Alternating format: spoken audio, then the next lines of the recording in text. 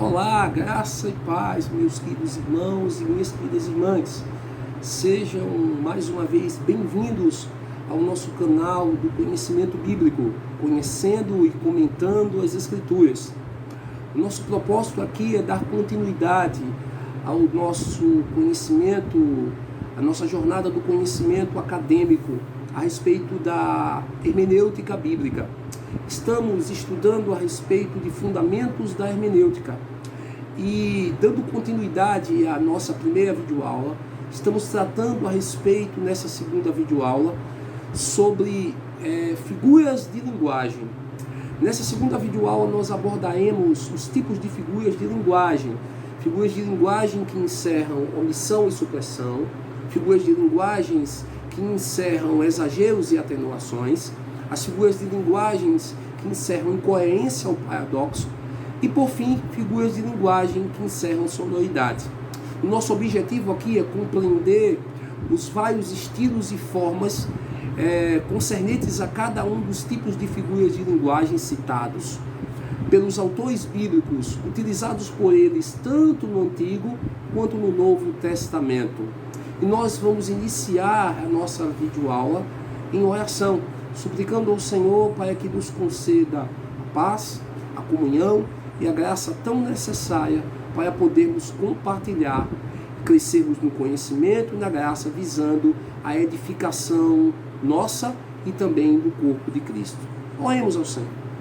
Pai, nós suplicamos de Ti, por meio da ação do Teu Espírito, a comunhão. Suplicamos, Senhor, que Tu nos conceda a abertura, a graça, por meio de Tua presença em nossas vidas, e podemos compartilhar a respeito da Tua palavra. Dai-nos, ó Deus, iluminação, concede-nos entendimento a respeito de algo tão importante e fundamental para o nosso crescimento e edificação pessoal e também para a compreensão da proclamação correta da Tua palavra, por meio da interpretação bíblica. Suplicamos, Senhor, que esses momentos sejam para a glória e louvor do Teu santo nome. Abençoa nossos irmãos e nossas irmãs que nesse momento estão em seus lares, estão participando nesse instante, visualizando esta videoaula. Abençoa-nos, ó Deus, para que em tudo apenas o Teu nome seja glorificado. Essa é a nossa oração e ela é feita no nome bendito, no nome do nosso Senhor maravilhoso, Cristo Redentor. Amém. Queridos irmãos, nós vamos iniciar esta segunda videoaula falando a respeito de figuras de linguagens que encerram omissão ou supressão.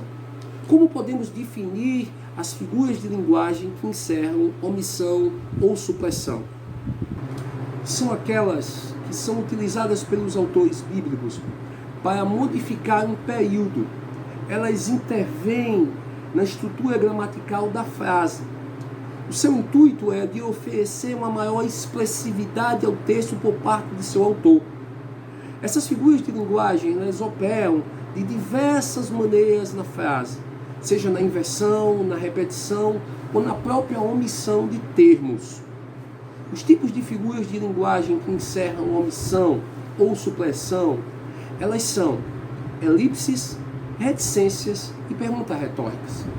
Como podemos, então, definir uma elipse? O que é uma elipse? A elipse é a omissão de uma palavra ou de palavras cuja falta deixa incompleta a estrutura gramatical da frase. Porém, esta omissão ela é facilmente identificável no contexto. Eu vou dar um exemplo. Na sala, apenas 4 ou 5 convidados. Observe bem. Na sala, apenas 4 ou 5 convidados. Eu suprimi a frase com a omissão da palavra havia. O verbo havia. Agora, eu quero inserir este verbo na frase, na construção frasal. Na sala, haviam 4 ou 5 convidados. Mais uma vez, na sala, haviam apenas 4 ou 5 convidados. Observe que eu inseri no contexto frasal o verbo havia e deu uma maior clareza a toda uma frase. Na verdade, a elipse ela é a omissão de um termo. Naquele sentido, o verbo havia. Eu vou dar um exemplo num texto bíblico que se encontra na carta de Paulo, escrita à igreja de Coríntios, no capítulo, primeira carta do apóstolo Paulo, 1 Coríntios, capítulo 15, verso 5. Paulo está tratando naquele capítulo a respeito da defesa, da apresentação da ressurreição de Cristo. Cristo morreu e ressuscitou, e Paulo está ali declarando, apresentando, fazendo uma declaração apologética a respeito da ressurreição de Cristo à igreja de Coríntios. No versículo 5, Paulo vai declarar o seguinte: que primeiramente Jesus, ele ressuscitou e apareceu a Cefas, a Pedro, e posteriormente, depois, aos 12. Observe que na frase, na construção frasal, Paulo ele vai suprimir a frase com a omissão da palavra apóstolos ou discípulos. Agora vamos inserir na frase, no contexto frasal, a palavra apóstolos ou discípulos. Primeiramente, apareceu a Cefas, a Pedro, e depois aos 12 discípulos. Observe que trouxe uma maior clareza à construção frasal. Nesse texto, Paulo ele vai usar essa elipse, omitindo o termo, a palavra apóstolos, utilizando apenas a expressão os 12. Na verdade, o que Paulo estava se referindo é aos 12 discípulos, que posteriormente se transformaram, foram comissionados pelo próprio Cristo para serem apóstolos, enviados. Nesse texto, Paulo ele usa uma elipse para suprimir, utilizando, em vez de utilizar a palavra 12 apóstolos ou 12 discípulos, utilizou apenas a expressão os 12. Temos diante de nós uma elipse, que é a omissão de uma palavra ou de palavras. No contexto frasal, na construção frasal, porém, esta omissão ela é facilmente identificável. Em uma leitura mais atenta, nós observamos a supressão de todo um contexto de uma construção frasal por meio da omissão de uma palavra. Temos diante de nós uma elipse. Vamos agora entender o que é uma reticência. O que são essas figuras de linguagens de omissão e supressão denominadas reticência? O que é uma reticência? Podemos compreender a reticência como uma interrupção repentina do discurso por parte do orador, como se não tivesse podido terminá-lo. É a interrupção abrupta do pensamento, do raciocínio, da linha de raciocínio do autor bíblico. Eu vou dar um exemplo. Se encontra lá em Efésios capítulo 3, versículos 1 e 2. Lá no texto, o apóstolo Paulo, ele, no começo do capítulo 3, ele diz o seguinte: por esta razão, eu, Paulo, o prisioneiro de Cristo por amor de vós, gentios. Verso 2, certamente sabeis da dispensação da graça. Se vocês observarem no próprio fraseado, na construção frasal, tanto do versículo 1 quanto do versículo 2, no versículo 1 há uma interrupção da linha de raciocínio por parte de Paulo. Paulo ele afirma: por esta razão, eu, Paulo, prisioneiro de Cristo por amor de vós, gentios. E inicia-se um período de silêncio, reticências. Há uma interrupção da linha de raciocínio. E ele retoma a afirmação, ele retoma da continuidade a escrita do texto, dizendo: certamente sabeis da dispensação da graça. Há uma interrupção da linha de raciocínio do primeiro versículo para o segundo versículo, determinando uma figura de linguagem de omissão e supressão denominada reticência, que é a interrupção abrupta, repentina do discurso por parte do orador, no caso, do autor bíblico. Vamos agora entender o que é uma pergunta retórica. O que se trata desta figura de linguagem de omissão denominada figura retórica? O que é uma pergunta retórica?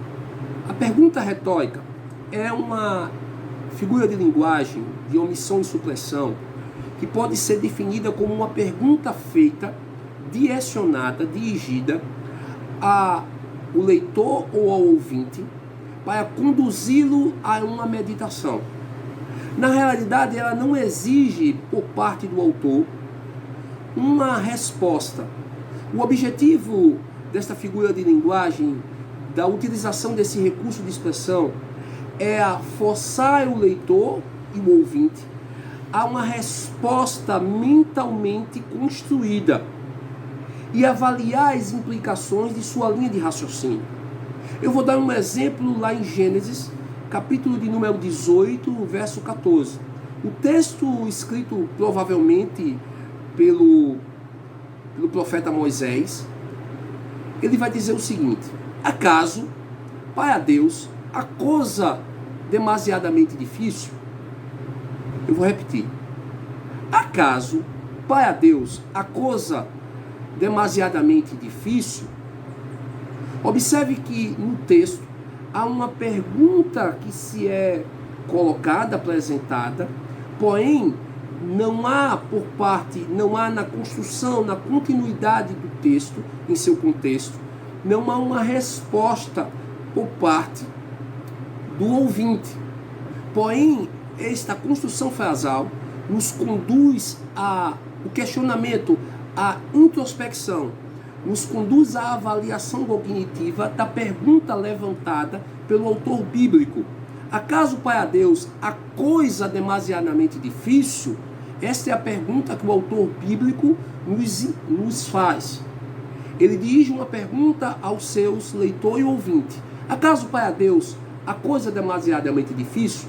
E nos conduz a uma reflexão, a uma meditação e a uma resposta objetiva a respeito, de forma mental, cognitiva, a respeito de sua pergunta. Eis diante de nós uma pergunta retórica, essa figura de linguagem que encerra a omissão ou supressão, que não exige por parte do leitor, não exige por parte do autor ao leitor, ao ouvinte, uma resposta objetiva. Temos diante de nós uma pergunta retórica.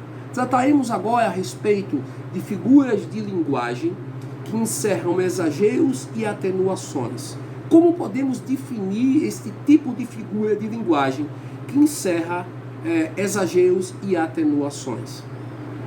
São aquelas que apresentam um exagero ou atenuação propositada na frase por parte do autor, a fim de definir algo de forma dramática ou dramatizada. A ideia é transmitir uma expressão aumentada do sentido literal. Tipos de figuras de linguagem que encerram exageros são hipérboles, litotes, ironia e pleonasmo. Esses 4 estilos ou formas estão presentes em toda a escritura, utilizadas como recurso de expressão por parte dos autores bíblicos no Antigo e no Novo Testamento. Mas o que vem a ser uma hipérbole? Como podemos compreender a hipérbole? A hipérbole pode ser compreendida como uma afirmação exagerada, onde o autor diz mais do que o significado literal, com o objetivo de dar ênfase, de enfatizar. Vou dar um exemplo. Eu digo: estou morrendo de sede.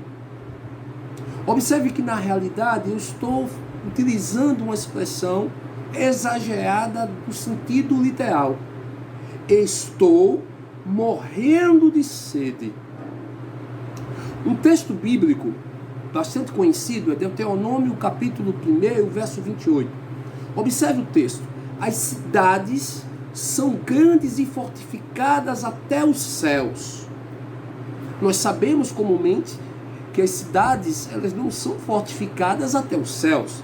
Não existe nenhuma construção realizada por mãos humanas capaz de chegar aos céus.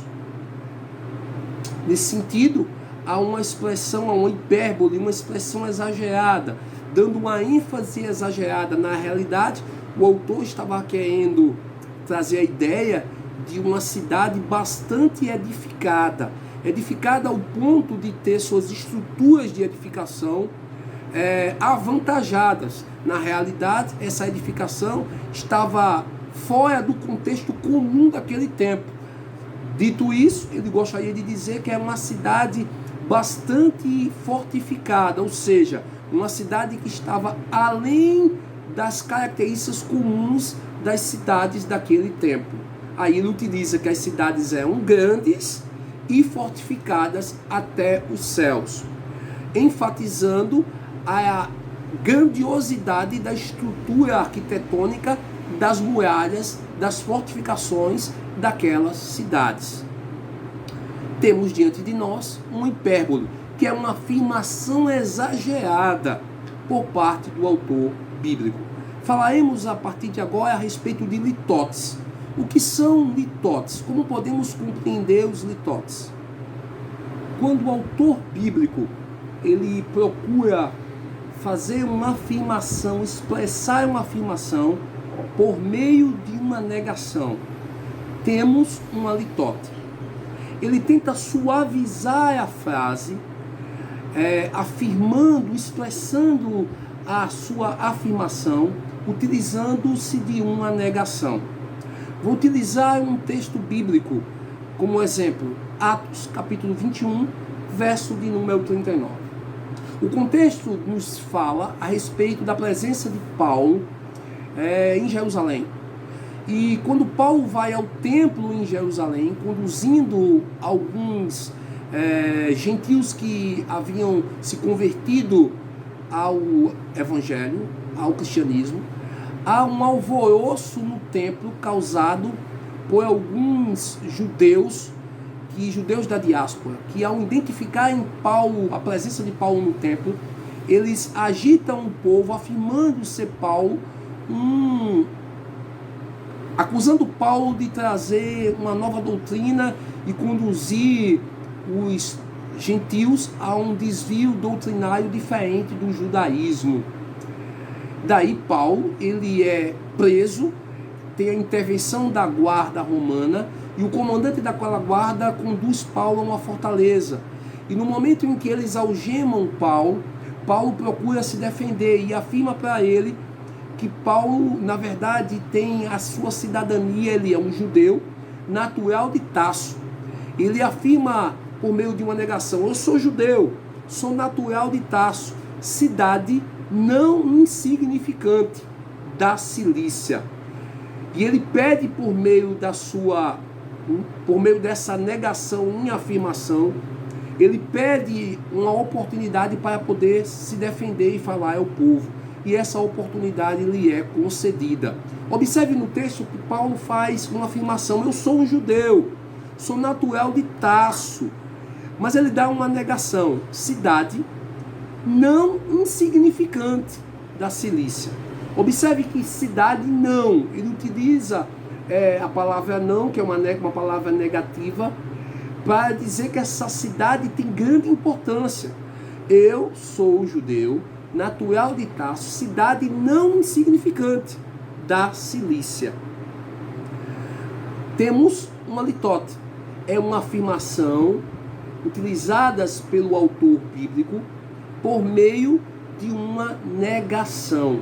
Ele apresenta expressa sua afirmação na frase, utilizando-se de uma negação. Constitui-se uma litotes. O que são uma ionia? Esse figura de linguagem que encerra exagero ou atenuação. O que vem a ser uma ionia? Como podemos compreender a ionia? É uma forma de figura de linguagem onde o autor ele ridiculariza indiretamente sobre a forma de elogio. O autor ele vai utilizar um recurso de expressão para ridicularizar mas indiretamente, sobre a forma de um elogio. Eu vou dar um exemplo. Segunda carta de Paulo aos Coríntios, capítulo 11, verso 19. Paulo se dirige à igreja de Coríntios e declara: porque sendo vós de boa mente, observe, tolerais os insensatos. Na verdade, essas palavras de Paulo ridicularizam por meio de uma crítica. Observe que ele diz: porque sendo vós sensatos, ele está elogiando, de boa mente, tolerais os insensatos. Paulo, na verdade, está fazendo um elogio, e nesse elogio, indiretamente, ele apresenta uma crítica, ironizando. Temos diante de nós uma figura de linguagem de exagero ou atenuação chamado ironia. É todas as vezes que o autor bíblico procurou ridicularizar, mas essa expressão, ela não é de imediata forma, de imediata maneira compreendida, mas de forma indireta, sobre a forma de um elogio. Ela é abandada, ela é atenuada por meio de um elogio. Ele elogia ridicularizando. Temos uma ironia.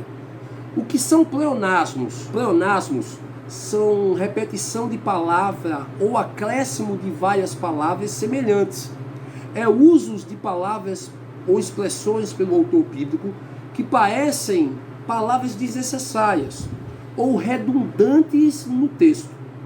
Um exemplo, o livro de Jó, no capítulo 42, verso 5. Lá a frase está escrito: com o ouvir dos meus ouvidos ouvi.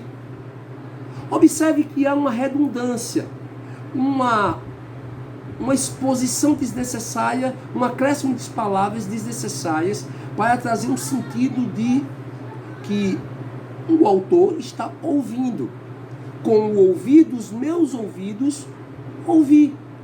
Se com os ouvidos eu já ouço, por que eu vou dizer duas vezes? Por que eu vou ter que me expressar duas vezes, repetindo esse sentido, trazendo de volta essa ideia? Com o ouvir dos meus ouvidos, ouvi. Há uma redundância na expressão. Há palavras colocadas de maneira desnecessária, de forma intencional, pelo autor bíblico. Esse acréscimo de palavras, na verdade, traz a mesma ideia, ideias semelhantes, caracterizando um pleonasmo. É um exagero, uma figura de exagero, que encerra, na verdade, uma atenuação. Ele traz uma brevidade no sentido do texto, inserindo palavras que parecem desnecessárias. Temos diante de nós um pleonasmo.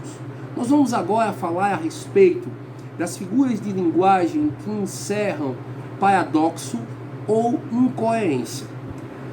Podemos definir as figuras de linguagem que encerram incoerência ou paradoxos como aquelas que consistem na apresentação ou na aproximação de termos que têm significados completamente diferentes, mas presentes na mesma construção frasal. Um exemplo: o amor e o ódio andam sempre juntos. Observe que há uma completa incoerência. O amor e o ódio andam sempre juntos. O significado de amor e ódio não há semelhança entre eles. Porém, na construção frasal, o amor e o ódio andam sempre juntos. O significado de amor e ódio são totalmente opostos, são totalmente diferentes. Mas o sentido frasal é a de aproximar esses termos, independente do seu significado. Se há uma diferença no seu significado ou não. Eles não levam em consideração o significado das palavras, mas tentam aproximá-las na mesma construção frasal, mesmo que elas tenham significado completamente opostos. Amor e ódio andam sempre juntos. Os tipos de figuras de linguagem que encerram paradoxo ou incoerência são oxímoro e paradoxos. O que vem a ser um oxímoro? Como eu posso identificar e compreender esta figura de linguagem? O que é um oxímoro? Oxímoro ela pode ser definida como uma combinação de termos opostos ou contraditórios, presentes na mesma construção frasal. É quando o autor bíblico ele fez a combinação de termos opostos, contraditórios, na sua construção de pensamento. Um exemplo, lá em Romanos capítulo 12, verso 1, o apóstolo Paulo declara que nós devemos apresentar nossos corpos como sacrifício vivo. Sacrifício vivo. Observe que os termos são opostos e contraditórios. Apresentar os nossos corpos como sacrifícios vivos. Observe que sacrifício vivos não levam a mesma ideia, o sentido não é o mesmo. Sacrifício traz o sentido de morte, enquanto vivos traz esse sentido de existência. Logo, há uma contradição entre os termos sacrifício, vivo. Temos diante de nós um oxímoro, que é a combinação de termos opostos ou contraditórios, dados pelo autor bíblico, utilizados pelo autor bíblico, na mesma construção frasal, na sua linha de pensamento e de raciocínio. Temos diante de nós um oxímoro. E o que vem a ser um paradoxo? O que é um paradoxo? É uma afirmação aparentemente absurda ao bom senso. Não é uma contradição. É algo que parece ser oposto do que em geral se sabe. É uma afirmação aparentemente absurda. Observe a declaração de Jesus em Marcos capítulo 8, verso de número 35. Quem perder a vida por causa de mim e do Evangelho, salvá-la. Observe que parece absurdo. E o absurdo ao bom senso. Quem perder a vida, salva-la. A perca da vida nos conduz ao bom senso, ao nosso entendimento do senso comum, à extinção da vida. A extinção da própria vida. Quem perder a vida por causa de mim e do Evangelho, salva-la. Como pode haver salvação ao bom senso, ao senso comum, fora do Evangelho? Se alguém perde sua vida, traz o sentido de extinção, de não continuidade da existência. Nós sabemos que no âmbito do Evangelho, nós sabemos que a nossa vida está escondida em Deus por meio de Cristo. E em Cristo nós temos vida eterna. Essa é a declaração clássica do Evangelho. É a afirmação fundamental do Evangelho. Que aquele que está em Cristo terá uma vida nova. E essa vida é uma vida eterna. Essa é a promessa que ele nos fez. Está lá em 1 de João, capítulo 2, verso 25. Em Cristo temos a vida eterna. Mas a afirmação, aparentemente, parece um paradoxo. Aparentemente, parece uma contradição absurda. Quem perder a vida, salva-la. Temos diante de nós, dado pelo autor bíblico, no caso, o escritor, o autor foi Mateus em seu Evangelho, da declaração de Cristo. Quem perder a vida por amor de mim do Evangelho, salva-la. Com isso, entendemos um paradoxo. Temos diante de nós uma figura de linguagem de incoerência chamada paradoxo. Vamos agora compreender uma figura de linguagem conhecida como sonoridade, que encerra a sonoridade. O que vem a ser uma figura de linguagem que encerra a sonoridade? As figuras de linguagem que encerram sonoridade são aquelas que utilizam de efeitos da linguagem para reproduzir os sons presentes nos seres. Exemplo, eu digo, chega de blá, blá, blá, blá, blá, blá, blá, blá, blá. Na verdade, o sentido que eu quero dizer é, chega de muita conversa, chega de extensão de conversa, chega de extensão de diálogo, chega de blá, blá, blá, blá, blá, blá, blá. Os tipos de figuras de linguagem que encerram sonoridade são dois. O primeiro deles é a paronomásia e um outro se chama onomatopeia. Paronomásia e onomatopeia. O que vem a ser uma paronomásia? A paronomásia é o emprego das mesmas palavras ou de palavras que possuem sons semelhantes para produzir sentidos diferentes na construção frasal, utilizadas pelos autores bíblicos.